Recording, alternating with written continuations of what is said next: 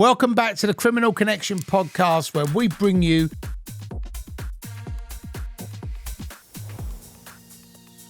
Chapter 8, Will the Real Terry Turbo Please Stand Up? One Nation had been running for a couple of years and it was going really fucking well. We were getting known on the scene as one of the best promoters around. Our events were always sold out and rammed, and my pay packets were getting bigger and bigger. With all that came a lot of jealousy and bullshit.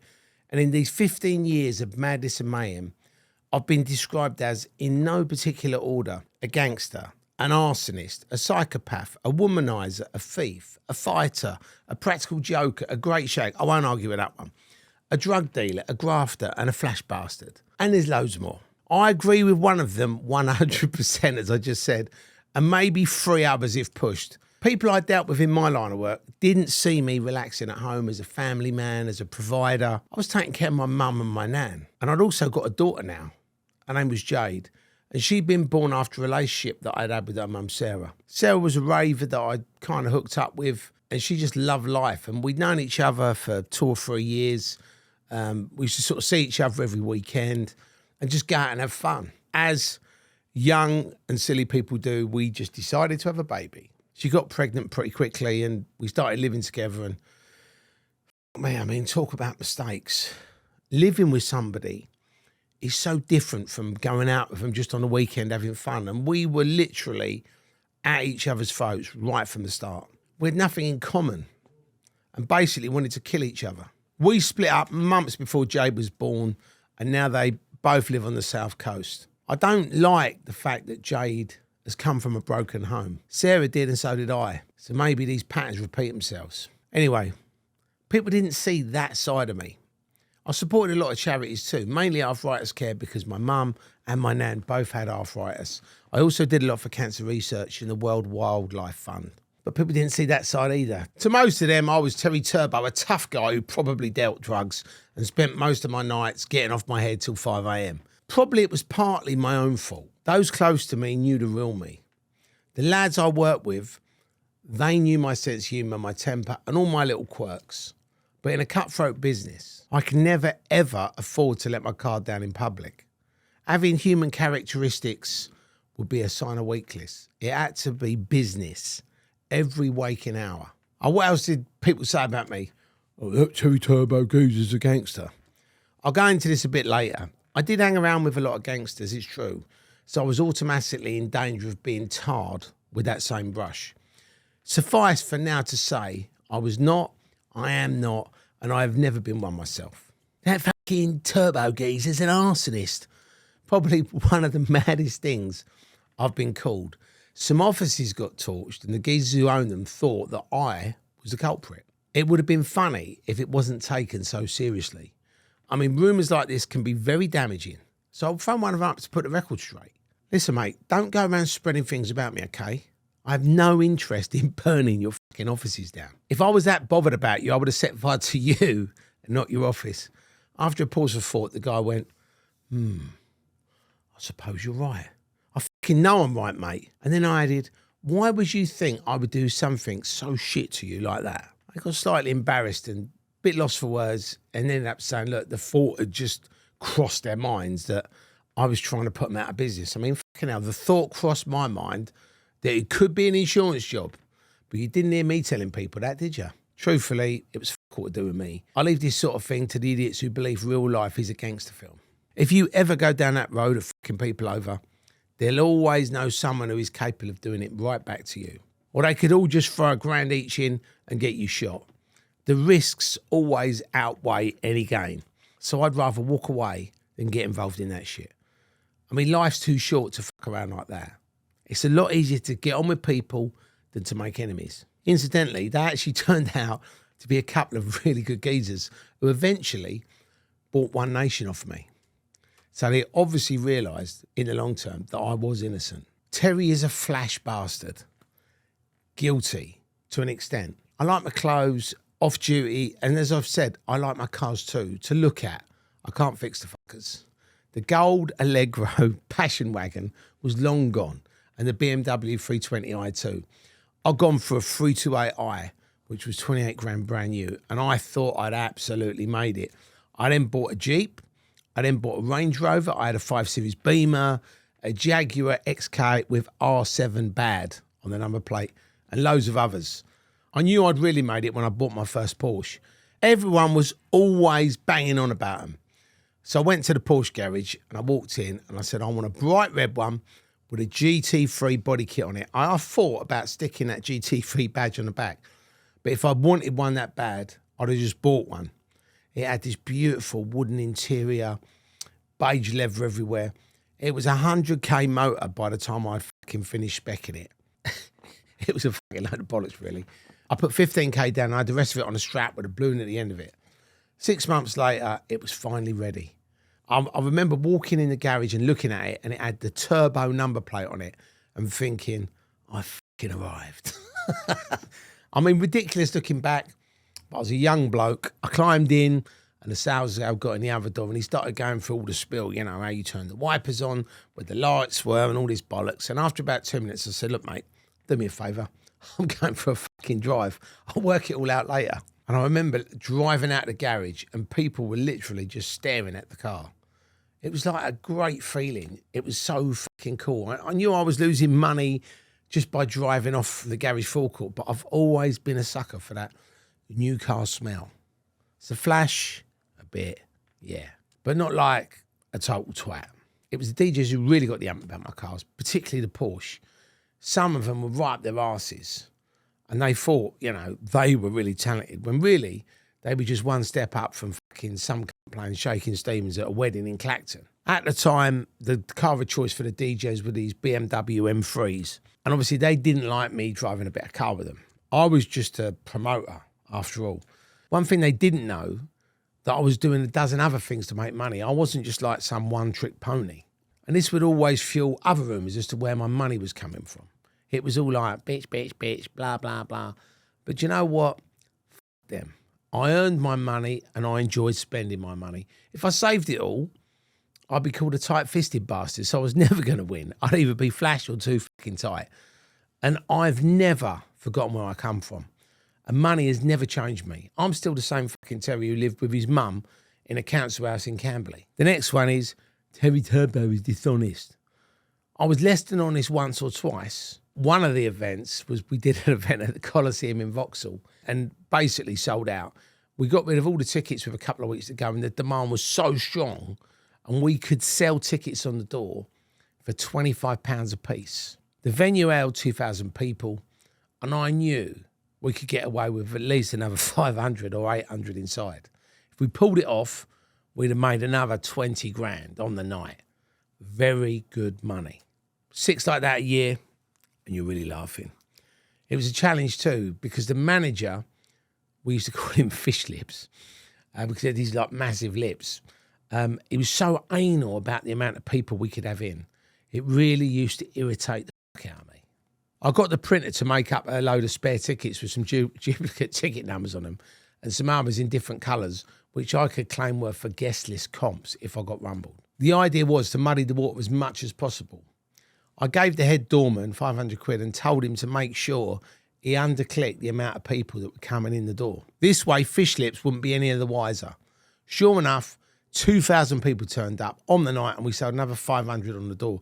It was almost impossible to move inside. I mean, it was absolutely fucking sardine with people outside still queuing to get in. We had to turn people away. It was that busy. I think when you actually added up the amount of people in there, we were probably 1,000 over the legal limit. And with my mum in the cash box, skimming like a plaster on speed and filling her handbag up with the tickets, we were home free, or so I thought. Once I'd done the wages and all the books and everything was running smoothly, I always liked going upstairs for a beer and a chill out if possible. On this night, I could just about get through the front door and look no further. Fish Lips fought his way through the crash to get to me. "Terry," he said, a look of panic on his face. "Something is going on. There were too many people in here. I want to check the tickets." I said, "Look, mate, you must be mistaken. Well, yeah, we've checked with the geezer collecting the people in. You know, he'd done the business. And, you know, I think when he looked at the clicker, it said that we was on the capacity. But old Fish Lips wasn't as stupid as he looked. He put his fin down and told us we couldn't let any more people in the place." No more fish puns, I promise. And he basically said that anybody that comes up to the door we can't let any more people pay cash on the door. I mean, he knew something was going on, but he didn't really know exactly what. As a compromise, we could only let pre-bought ticket holders in, and that to turn all the people that wanted to pay £25 on the door away, which was a real shame. On Monday morning, the phone rings. It was Fish Lips. He'd been right all along. Something other than his lips had been very fishy indeed. He said, "You've conned me once and you will not con me again." And I played like a little bit innocent, I was like, well, what do you mean? We only had a couple of thousand people in all night. I said, "Teddy," he said, "I've just watched the CCTV footage on the door." And he sat there with a clicker, clicking everyone in myself. You're fucking lying. I mean, I had to admire his determination. He'd sat for 5 or 6 hours and counted nearly 3,000 people in on a little black and white monitor with a clicker. I mean, imagine the fucking headache that would have given him. But fair play to the fella, send that man some paracetamol. I mean, he didn't see the funny side. He was like, "I could lose my license over this," he said. Squirm, and I said, "Look, it must have been your door staff, mate. Seriously, it was nothing to do with us." And with it being a phone conversation, he couldn't see my nose growing. He wasn't happy, but he couldn't prove it. So it was down to me, and we parted at a stalemate. I walked over to the fridge, and I took out some humble pie, which I kept especially for occasions like this. I think the problem is Greek can hit us all. And I was making so much, I thought, why not go for an extra few grand? And in my defence, where I came from, you never knew when you'd be making your last tenner, let alone your last 10 grand. At most clubs, you could get away with it. I mean, the doorman won £150 tops per night and would happily turn a blind eye to a few hundred extra punters if there was a drink in it for them. Everyone at the time was driven by money, and head doormen were usually slippery f***ers. Picture the scene, Daz at the doorman, you're out with a couple of birds, you want to impress, and you give Daz a nod, so he takes you all the way to the front of the queue and walks you in for a 20 quid backhander. You'd be over the fucking moon because he just made you look like Henry Hill. Daz is happy and his missus is happy. 10 or 20 people out of 3,000 aren't ever going to be noticed. So there's at least 200 quid in his fucking skyrocket. And I always told all my firm they could let a few of their friends in for free as long as they weren't clicked in. Another night when we were undercounting the tickets, it did actually all go tits up. And I don't mean any old tits up. This was a colossal fucking Jordan's tits up. We were crammed into this venue called Adrenaline Village with 3,000 inside and at least another 3,000 outside. We locked the front doors and the crowd weren't having any of it. We let the ticket holders in and there was still another 2,000 or so people outside. All these like bad boy garage kids who thought they were the dog's bollocks. So what they did was they actually fucking ripped the fucking fire doors off the side of the building, and within minutes it was mental. There was all these fucking people rushing in. I mean, Gary Gooner was at the front. He was in his fucking element. It was like being back in his terrace days at fucking Arsenal. And he was smiling as he was bowing the fuck out of them. The riot police turned up in the end and basically pulled all the crowd out and fucked all these people off. I mean, that was a close one. I mean, it was absolutely mental. Probably the worst riot that we had ever had at an event. It got diffused quickly, so we actually got to the point where we could take a deep breath, close the doors. Actually, we didn't close the doors. They had to fucking put the fire doors back on, and then we finished the rave. VIP security services have been established for 35 years. VIP Security offers a personal security service to escort you, your family, and your friends, whether on business or out for the evening. Protect what's important to you. We're watching you while others are watching us. Prevention is always better than the cure. You're in safe hands. Security solutions across Essex, London and the home counties. Terry's on a short fuse. He just goes off on one. Well, I've been known to, especially in my younger days. But lots of times when it's been on the cards, I've actually held back. For instance, one time a company came along who started leaning on every promoter you could think of. It was a record label. And as DJs played a lot of their music at the events, they started taxing the promoters for putting out the tape packs with their music on. It just so happened that the guy who had the record label used to run with a well-known football hooligan firm. So any deal he struck with you would be as fair it was ever going to get. A sort of give me some money now kind of deal. With the tape packs, promoters would record the DJ sets from the night and then turn them into tapes, which you played in these like little tape decks for anybody who doesn't know what tapes are. And then we sell them. And when you considered intellectual property and copyright laws, the record label was well within its right to get paid something. In this scenario, though, it was the promoters who were taking a liberty by using someone else's work to make money out of it. No permissions were ever sought and no contracts ever signed. Thinking about it logically, though, if we were in their position, we'd be doing exactly the same thing. The first promoter on their list was stung for 20 grand. And after a few other promoters were summoned, we got a call asking us to step into their office. As long as I had a hole in my ass, I was never going to give anybody 20 fucking large. We actually thought about taking a couple of the guys down to the meeting, you know, showing that we knew people and we could take them on. It was actually a good idea, just not much of a sensible one. If we were going to go in for a row, then, you know, okay, a firm would have been handy. But in this instance, we had to be tactical rather than aggressive. It was actually pointless starting a war just because they'd asked to see us. We went into the meeting all humble and showing remorse. The record label geezer was kicking off corners worse than shit for using his music on their tapes. And I was like, look, you know, if you don't want us to play your records at our raves, then we won't. It was a bit of a reverse psychology play because that was the last thing he was expecting to hear. From our side, a lot of these tracks were white labels, right? So they weren't even out. So we were promoting their music, their records, their artists. So it wasn't like they were seeing no return. And that's how the punters bought the records. So long story short, the deal we arrived at was to pay them for the last few tape packs and to negotiate each deal separately with every future release. Being the biggest promoters in the business really did help our case. I mean, we could have just paid them a stack of money and not played their records from any of their events again if talks went down to Swanee. But it proved that actually by talking about it, as reasonable businessmen, we could reach a compromise. Terry's a womanizer. Again, guilty in my early days before I settled down.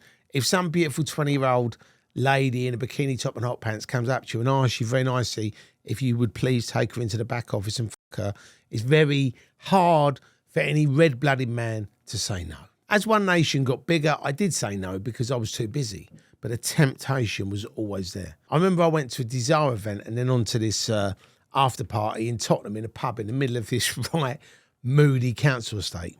I've had enough, but I'd also had a few too many drinks and there was no way that I could drive home. So I thought, you know what, I'm going to go and sit in a car. And this bird who used to work with me, he said, oh, I'll come and sit with you, keep you company. So we're in the car and I'm obviously trying to go to sleep, but she just kept talking and talking and talking. And in the end, I said, look, babe, I'm really tired. Can you please just shut the fuck up? And she just grinned, bent down, and started giving me a blowjob. Well, it did keep her quiet. So I'm sat in this car, getting sucked off in broad daylight, and I looked up, and there was a cop car driving by really slowly. Luckily, he didn't see what was happening, so she carried on. One presumes that awful Terry Turbo is a drug dealer. Being a young guy with money and a short haircut, it was obvious that I was a drug dealer or some other sort of criminal, wasn't it? Look, I've always loved earning money and I've always loved spending money. They're actually two of my main vices. So let's face it, you can't beat wearing nice clothes, driving a nice car, and being as comfortable as possible in your own fully furnished, well-designed, top-notch gaff with all the mod cons. But I worked every waking hour of the day to make a legitimate living. And I remember like a few years back, I moved up in the world property-wise, and I was now living in this nice house in a much sought-after part of the country, the kind of place where lawyers and retired property developers live. The kind of place, as it goes, that dislikes anyone who isn't middle-aged and didn't make their money in a conventional way. So in moves Turbo. None of the above. Non-traditional, non-conformist, not impressed by the I'm better than you brigade. And my next door neighbour was a little bit of an oddball. It bothered him that he'd worked all his life in his highly paid job, only for someone like me to move in next door to him. He'd be constantly watching what I was up to, riddled with envy each time I changed my car or got a new number plate. Because I actually wanted to extend the house and I was applying for planning permission, I thought I may as well befriend him for a bit in case it became a little bit difficult. My good neighbour looked around all shifty-like and then started in his loud voice. So how did you make your money? Is it drugs? He asked. I stared at the silly and raised my eyebrows. If I was a drug dealer, then having £100,000 red Porsche Carrera 911 4S with a £25,000 fucking turbo number plate on it wouldn't really be the smartest move, would it? Don't you think I'd have kept a little bit of a lower profile? Why the fuck does he need to know I earn my money anyway? And why didn't he ask, is it because you are the biggest rave promoter in the country and are savvy enough to have several other ventures going? Young, successful, drugs, say no more. Everyone thinks that, unless you look like a footballer, not a football hooligan. With One Nation going really well, the market was obviously there to expand. My mate Jason Kaye used to play for us at Club UN all the time. He DJ'd back for me way back when we was doing the Rhythm Station as Top Buzz, which was 2 DJs, Jason Kaye, Mikey B, and an MC called Mad P. They wanted to become one of the biggest rave acts in the country. Mad P always used to laugh, saying they ought to be called 2 blacks in a bubble because 2 of them were black and 1 of them was a Greek. Jay used to spend all his money on records. I mean, he could predict the next trends. He knew the tunes before they were popular. He was destined to work in music and produce music. He'd be in a club and he'd ask the DJ to play his current favourite tracks. The DJs wouldn't have even heard of them. Top Buzz kind of went their separate ways in 1997, with Mikey B going on and joining the Dream Team and doing a Radio 1 show. And Jay carried on making music, producing, DJing, playing old school rave music sets as Top Buzz, and then going out and playing UK garage sets as Jason Kaye. We weren't particularly close, but we'd always kept in touch since the Rhythm Station days, and literally bumped into each other at this mad party. It was the Black and White Ball, hosted by Tommy Mac, rest in peace, at the Royal Albert Hall. And I remember him saying, "Tell, this garage thing is going to be massive, man." Garage music was emerging on the scene probably around the mid-90s and got its name from the Paradise Club in New York. Garage, originally being an American term, to describe the records that were played at the club. It's basically like drum and bass meets hip-hop and R&B, but slowed right down. And people like the Artful Dodger, featuring Craig David, brought garage into the UK charts. And then there was the dirtier, darker stuff like Dizzy Rascal did. I thought about it and I said, you know what, Jay, I'm going to give you a call. And we talked over some ideas and ended up deciding to set up Garage Nation together. And it was the start of a great friendship and a great business. I couldn't lose focus on the One Nation, so I roped in a mate, Murray Taylor, to work for me and Jason. I also pulled out the flying sides of the business now because I didn't have time to stand outside nightclubs 6 in the morning, 3 or 4 days a week. So I actually gave Murray that business for free. I just couldn't devote the time to it anymore. And I also closed down the Scene magazine and sold it on. Other mags had started up and I was sort of working my arse off in a venture that was going like that. And because of an oversaturated market, there were times when people either couldn't advertise, or if they did, they ended up not fucking paying for the advert. And I spent fucking months chasing them. And it just reached the fucking stage where some months we were struggling to break even. In the mag's heyday, it had brought in $2 to $3 grand a month. Not likely to other fucking IPC magazines, but fucking brilliant when you considered its humble beginnings. Listen, when we did it, it served a purpose and had already outlived its shelf life. If it wasn't for the scene, I reckon it would have been harder to break into promoting and would have probably have taken me a lot longer to make that transition into doing promoting full time. Because it was like an extra way to increase my contacts list and my knowledge of the industry. It helped in that natural progression. With Garage Nation now growing and taking up a lot of my time and attention, it was great to have Murray alongside, helping us along. He was a good bloke to have around, you know. I didn't need to be on his back hassling him all the time, checking if he's done stuff.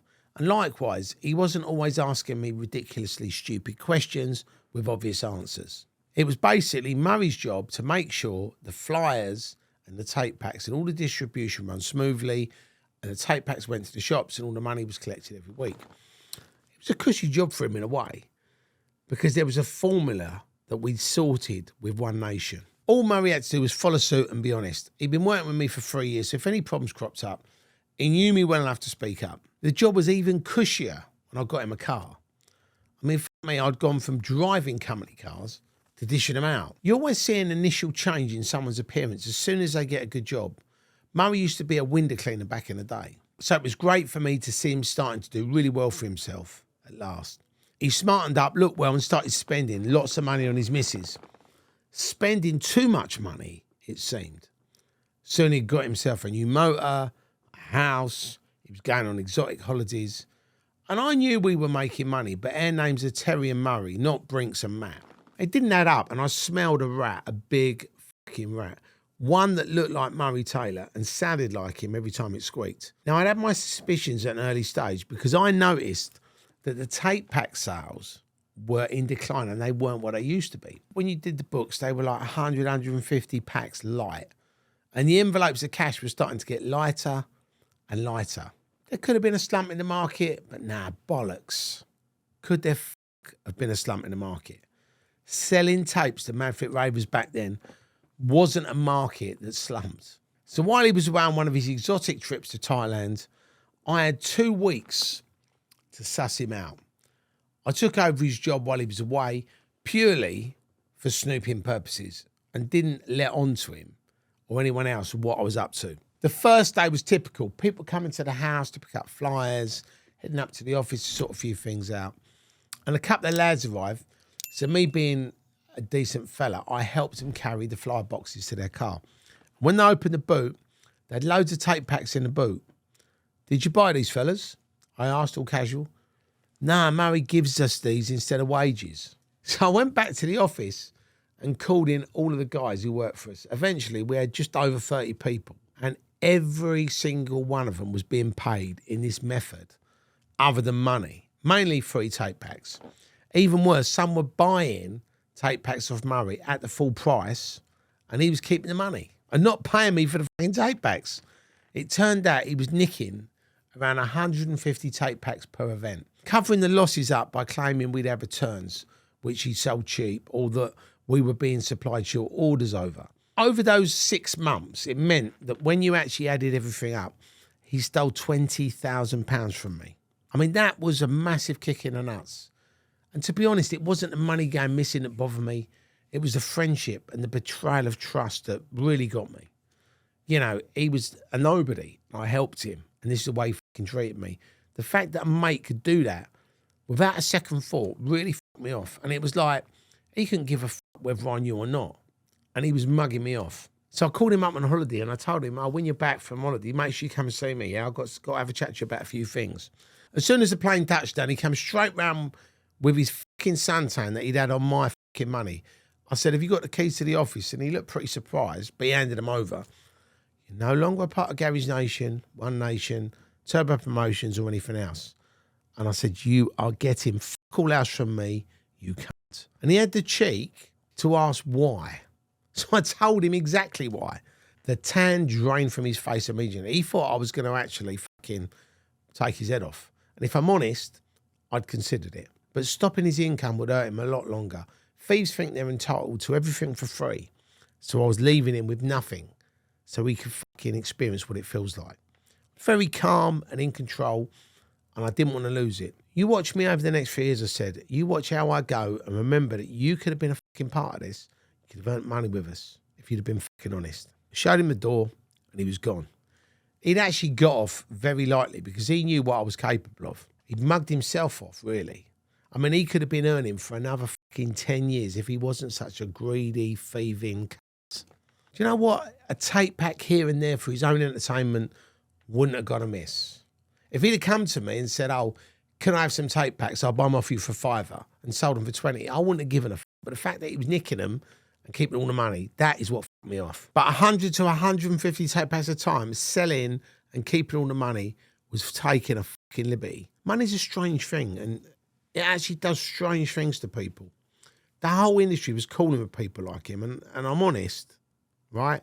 I pay everybody what I owe them unless I had a very fucking good reason not to. I've never conned anybody, and I couldn't have survived all this fucking time in the industry if I was going around ripping people off. Because people don't forget, and they will come back for it, and you will get your karma one day. I actually assumed everybody else was like that, which in hindsight was a bit naive. People would rip you off or just fuck you around as soon as look at you. The company that we used to get our tape packs from was a case in point. They started delivering their tapes late, anywhere up to 4 weeks, which just wasn't fucking good enough. Punters would go to the rave and they would want the fucking tapes from that event to relive the moment, or just charge to remember it in some cases. In 4 weeks' time, they're not going to give a flying fuck about the event. And we've been to a few more in the meantime.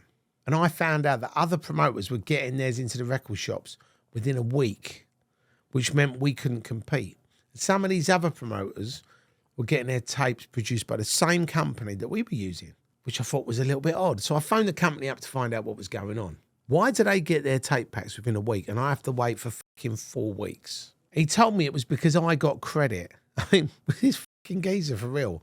I said it didn't matter whether I got credit or not. I was still fucking paying for them and I was still ordering more tape packs than anyone else. And because they weren't getting the tape packs to me in time, they weren't selling. I had a fucking load of them that I couldn't get rid of sat in a warehouse. The company saw sense and they knocked £30,000 off of my bill, took all the old tapes back that he admitted he fucked up on them and promised that he would turn their stuff around a lot quicker in the future.